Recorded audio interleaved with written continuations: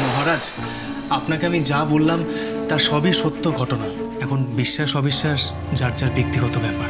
এসব আজগুবি কথা মহারাজ কেন, শিশুরাও বিশ্বাস করবে না।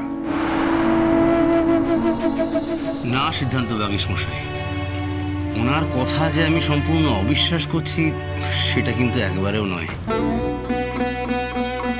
আসলে কি জানেন, আপনারা সবাই ব্রাহ্মণ আর আমি ক্ষত্রিয়। আমি আপনাদের থেকে অনেক নিচু জাত, আপনারা অনেক উচ্চ জাত, তাই আপনাদের বিশ্বাস করতে আমি বাধ্য।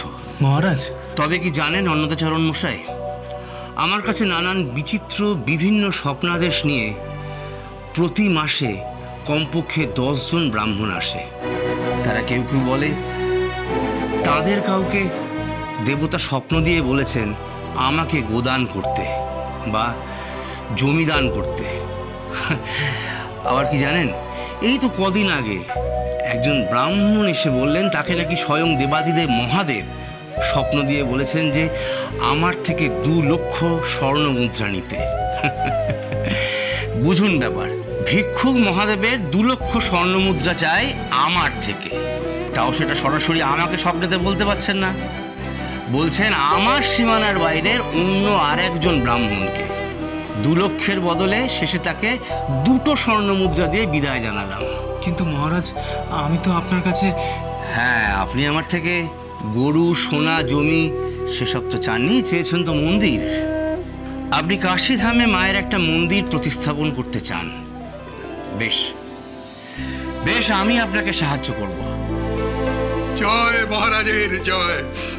দাঁড়ান, শুনুন, কাশীতে অসিঘাটে আমার একটি জমি আছে, আপনি সেখানেই মায়ের মন্দির প্রতিষ্ঠা করতে পারেন। আমি আপনাকে নিঃশুল্ক জমি দান করব। কিন্তু মহারাজ, শুধু জমি নিয়ে আমি কি করব? আমি যে গরিব মানুষ, মন্দির নির্মাণের জন্য অনেক অর্থের প্রয়োজন।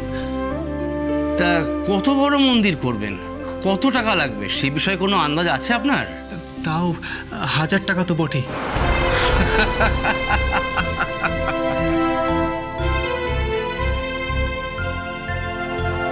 তাহলেই মন্দির প্রতিষ্ঠা করা আপনার হয়েছে আর কি।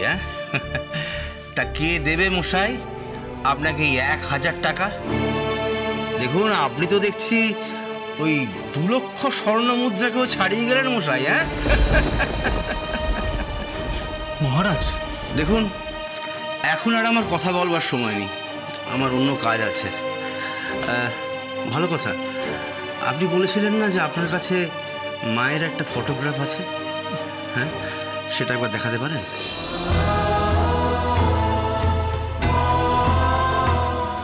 এই নিন। বাহ, চমৎকার মূর্তি। বলছি, এই ফটোগ্রাফটা আমি আমার ঘরে রাখতে পারি? না মানে, আপনি কি সব বৌদ্ধ যুগটুগের কথা বলেছিলেন না? বৌদ্ধ তন্ত্রে দেবীদের একটু অন্যরকম হয় দেখতে বলে এটা শুনেছি। ইনি আদিশক্তি মহামায়া, আদ্যামা। আপনার অন্তরে ভক্তি থাকলে আপনি এই ফটোগ্রাফ অবশ্যই আপনার ঘরে রাখতে পারবেন। আর এই নিন, এটাও ধরুন, এটা আদ্যাস্তব, পারলে পাঠ করবেন, আর না পারলে মায়ের ছবির সামনে 2 বেলা ধূপ ধুনো দেবেন, বলবেন মা খাও, মা থাকো, মা বসো। তাতেই মা সন্তুষ্ট হয়ে আপনার ঘরে বিরাজ করবেন।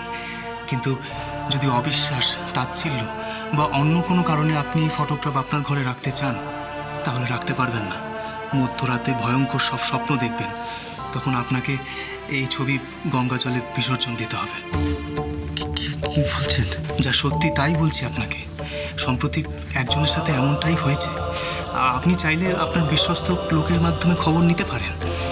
বানিয়ে বলার মতো ভিক্ষুক ব্রাহ্মণ আমি নই মহারাজ। আমি কবিরাজি পড়েছি। নিজের গ্রাসাচ্ছাদনের ব্যবস্থা করে নেওয়ার মতো পুরস্কার আমার আছে। তার জন্য এরকম সভা তৈরি করে নিজের ক্ষমতা প্রদর্শন করার আমার কোনো দরকার নেই। আদিশক্তি আদ্যাপি সোম থেকে শনি সন্ধ্যে 7টায় আকাশ 8-এ।